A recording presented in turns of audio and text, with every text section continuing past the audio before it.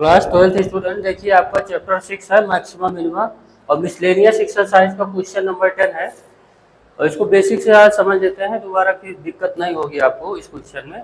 ये function given है, ये इसका लोकल मैक्सिमा, लोकल मिनिमा और पॉइंट ऑफ इन्फ्लेक्शन निकालना है। Point of inflection, point maxima और मिनिमा, इसको बेसिक समझते हैं, दोबारा दिक्कत नहीं होगी। देखिए फंक्शन एफ एक्स आपको गिवन है X minus two to the power 4। होश में देखिएगा, बेहोशी में अगर देखना हो तो तुरंत वीडियो छोड़ देने का टाइम यही है। ये कोई इंटरटेनिंग चैनल नहीं है। X plus one to the power 3, तो एफ डैश एक्स, यहाँ 4 बगल में आ जाएगा। प्रोडक्ट रूल लगाइए, X minus two to the power 3, इसको यहाँ बैठाए रखिए, X plus one to the power 3, इसका काम हो गया। ये plus X minus two to the power 4, अब इसका करेंगे 3x प्लस वन का होल स्क्वायर। ठीक है, अब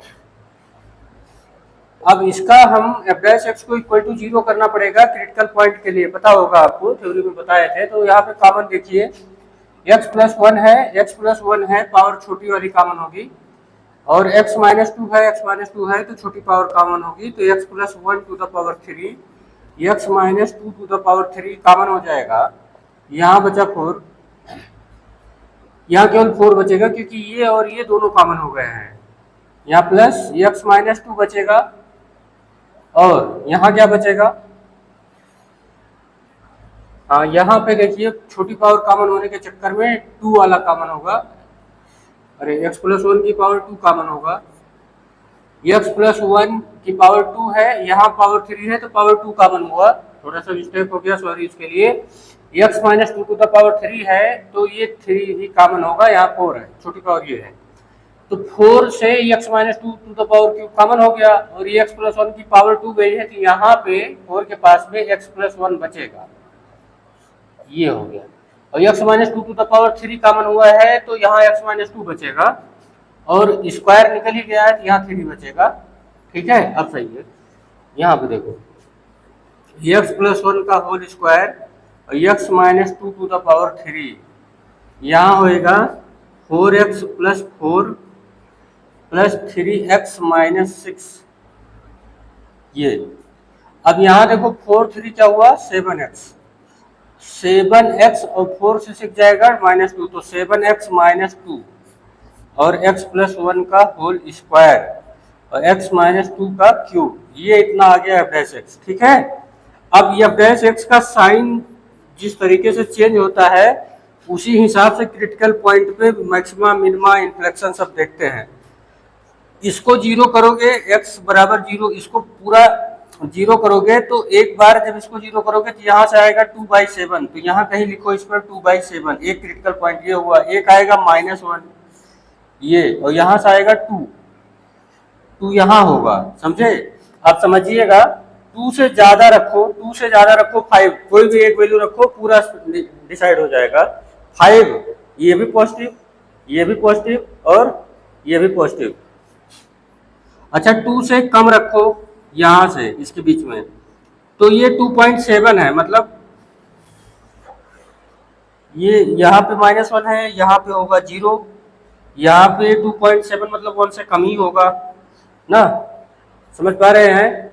ये 2/7 1 से कम ही होगा ना, तो 1 रख लो, सिंपल सा 1 रखोगे तो ये क्या आएगा, निगेटिव, और 1 रखोगे तो ये आएगा पॉजिटिव, और ये भी पॉजिटिव, ये पॉजिटिव, ये पॉजिटिव और ये निगेटिव। कहाँ पे, 1 पे, देखो 1 माइनस 2 पावर 3 है तो ये निगेटिव आएगा, और ये दोनों पॉजिटिव आएंगे, तो पॉजिटिव पॉजिटिव और निगेटिव हो गया निगेटिव। ठीक, तो अब क्लियर हो गया होगा।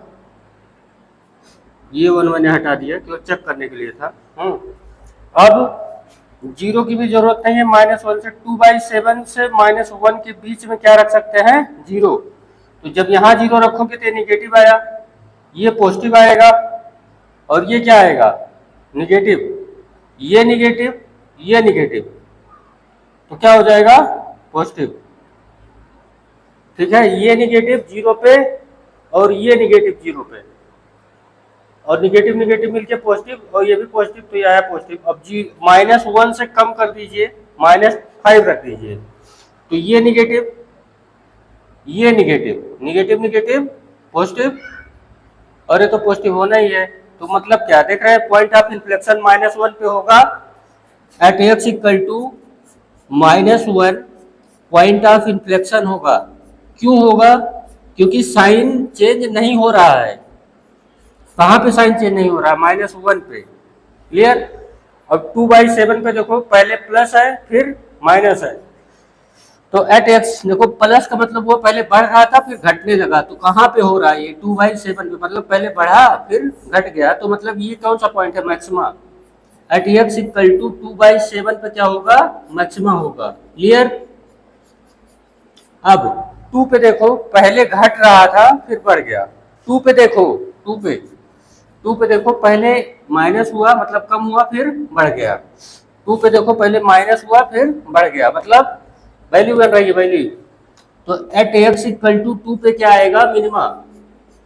क्लियर हो गया? इस तरीके से बेसिक से पूरा एक एक डिटेल आपको बता दिया गया, और आई थिंक अब ये अप टू नाउ कोई प्रॉब्लम नहीं होगी आपको दोबारा इस क्वेश्चन में।